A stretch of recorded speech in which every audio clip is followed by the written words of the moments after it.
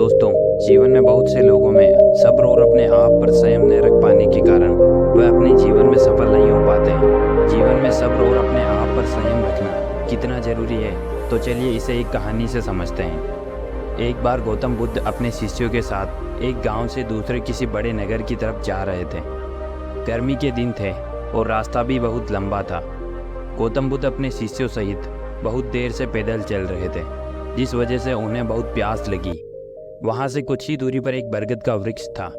सभी लोग उस वृक्ष के पास पहुंचे और महात्मा बुद्ध अपने शिष्यों के साथ वृक्ष की घनी छाया के नीचे विश्राम करने लगते हैं। बहुत देर पैदल चलने की वजह से सभी का गला प्यास से सूखा जा रहा था। यह बात बुद्ध जानते थे। बुद्ध ने अपने एक शिष्य को कहा, इस बरगद के पेड़ से 20 कदम दूर जाकर बरगद की 2 बार परिक्रमा करके आओ। शिष्य वैसा ही करता है जैसा बुद्ध ने बताया। परिक्रमा के बाद जब शिष्य महात्मा बुद्ध के पास आया तो बुद्ध ने पूछा, क्या आपको ठंडी हवा का अनुभव हुआ था? शिष्य बोला, जी महात्मा, उत्तर दिशा की तरफ से मुझे कुछ ठंडी हवा का अनुभव हुआ था। शिष्य की यह बात सुनकर महात्मा बुद्ध अपने शिष्य से तुरंत बोले कि उसी दिशा में चले जाओ, जरूर वहाँ से कुछ ही दूरी पर एक तालाब अवश्य मिलेगा। उस तालाब से सबके लिए पानी ले आओ। शिष्य पानी लाने के लिए उसी दिशा में निकल पड़ता है। जब कुछ दूर जाता है तो वहाँ सच में एक तालाब होता है। तालाब को देखकर शिष्य बहुत प्रसन्न होता है और तालाब के पास जाकर जैसे ही तालाब से पानी भरने लगता है, तभी शिष्य की नज़र उस तालाब में कपड़े धो रही कुछ स्त्रियों पर जाती है।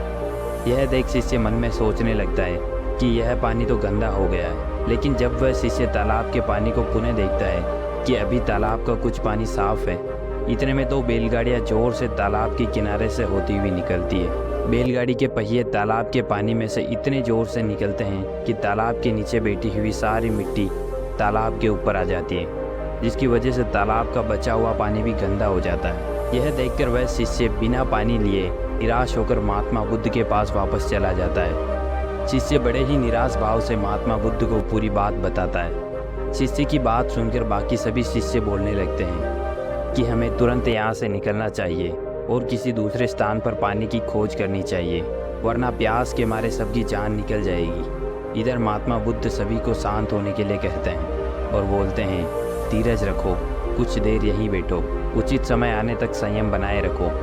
सभी महात्मा बुद्ध की बात सुनकर शांत हो जाते हैं और वहीं बैठ जाते हैं। कुछ समय के बाद महात्मा बुद्ध अपने शिष्य को उसी तालाब से पानी लाने के लिए कहते हैं।